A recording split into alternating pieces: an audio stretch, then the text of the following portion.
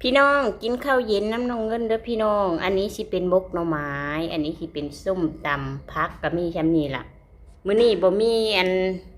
เนื้อบ่มีอีหยังเด้อพี่น้องก็มีแต่กินแค่นี้พอบ่กินหลายดอกสภาพ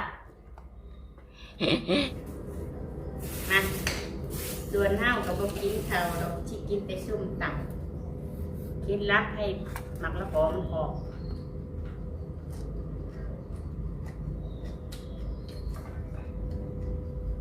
วันนี้ไม่ได้ตามให้เบิ่งน้องเลย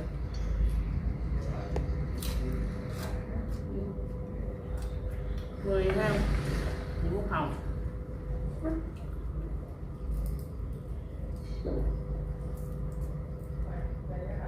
แก๊สกระเบิดไม่ได้ตุ้งกับผู้แข่ง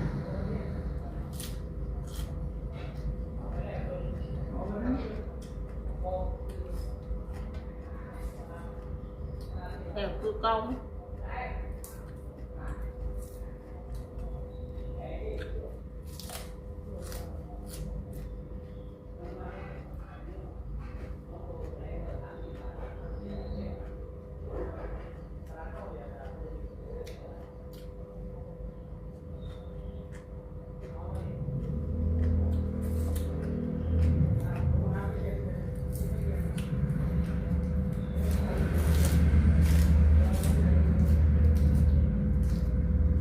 ต้มไข่ต้มโคก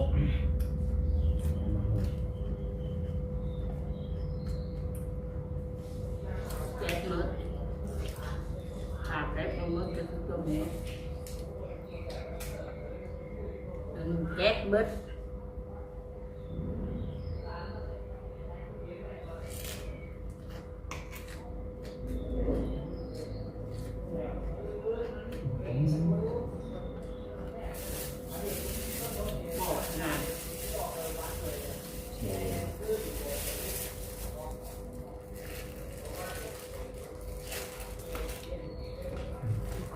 กินละก่อน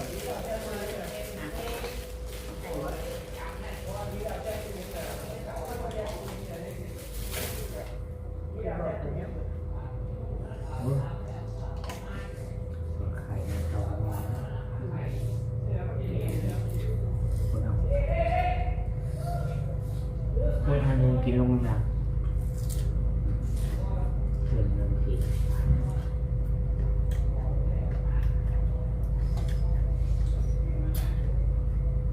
กินละ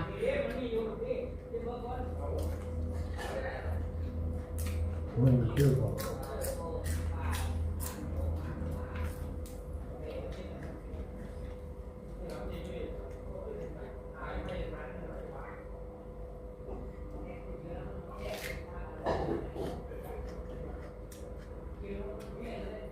คือแค่มึงรู้สึก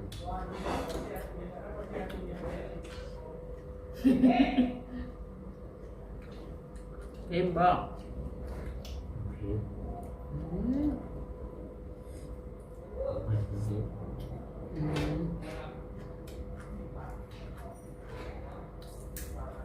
ตึกยิบถามถาม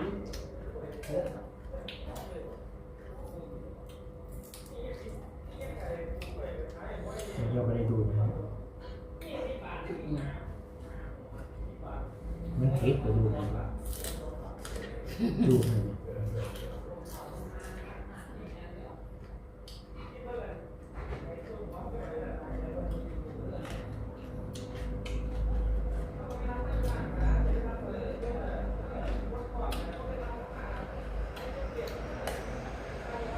คือคนเขาน้องแล้วน้องเพชรเห็นไหมดูให้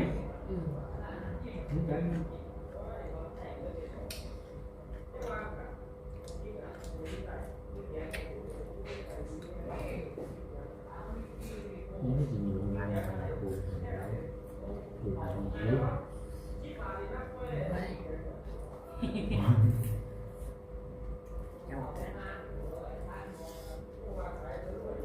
ย่าได้กินบ่ได้ก็บ่กิน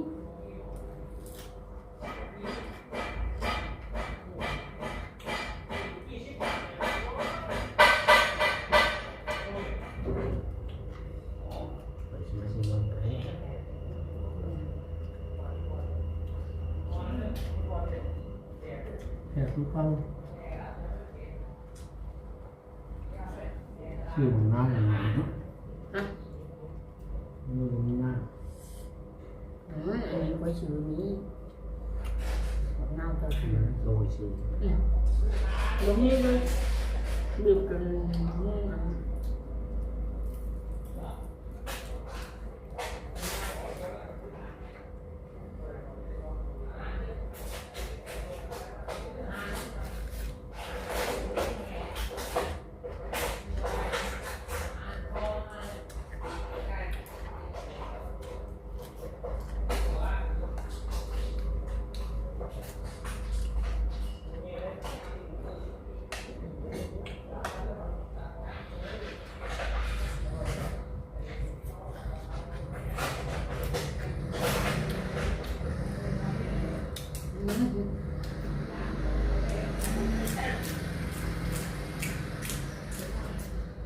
ยังงูมันเปื้อน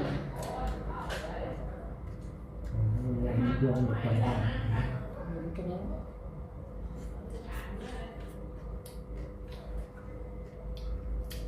เพื่อนอยู่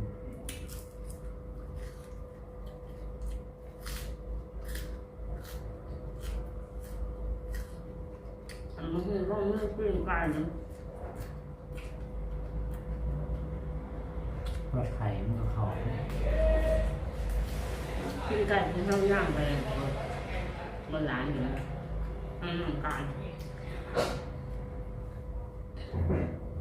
บอกว่าแล้ว ทอดไข่ลำเลย ไม่เช้าก็จำอีกอย่างหนึ่งจำไว้นะง่ายกับต้องกิน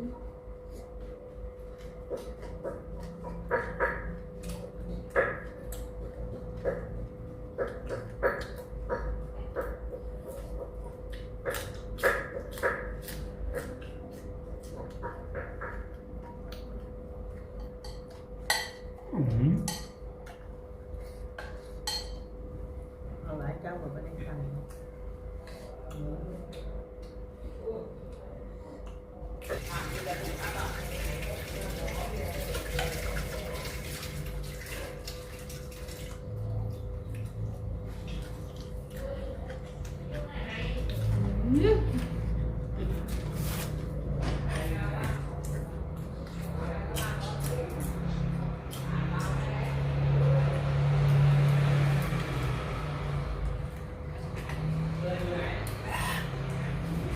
ปิดกล้อง เผ็ด